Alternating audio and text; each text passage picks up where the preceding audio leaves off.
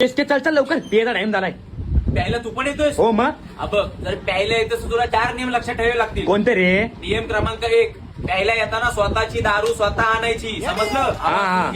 तू घे, तुला मी गुगल पे करतो. तुझ्या बर्थडेची पार्टी राहिली, इथं कोण सावकार नाहीये. स्वतः आणायची, स्वतः ढोसायची. समजलं? हो हो. नियम क्रमांक 2, पिताना ह्याचा पॅक त्याच्यात वग, त्याचा 30चा 60 कर, डोळा मारून वाढव. हे असले चाळे करायचे नाही. गपचूप स्वतःची स्वतः प्यायचा, एन्जॉय करायचा. समजलं? समजलं रे बाबा. नियम क्रमांक 3, सगळ्यात महत्वाचा. 4-5 पॅक केल्यानंतर मला तिची आठवण येते, मग तिचं हे, मग तिचं ते, तिचं असं, तिचं तसं, हे असले निब्बी प्रकार करायचा नाही. गपचूप प्यायचं नाही, गपचूप राहायचा. बडबड कमी, पिणं जास्त. समजलं? हो रे बाबा, मी तर सिंगल आहे. ठीक आहे. नियम क्रमांक 4, ते सगळे पिताना सगळे कॉन्ट्री काढून चकणा आणतात. चकणा हा चकण्यासारखा खायचा असतो. जेवायला बसायचं नाही. एक पॅक मारणार आणि मुठभर चकणा खाणार, हे असलं चालणार नाही. एका पॅकला एकच शेंगदाणा खायचा किंवा एकच लॉलीपॉपचा एकच तुकडा खायचा. समजलं? हो, मी माझा आणलाय. हा की रिलेटेड आणलाय.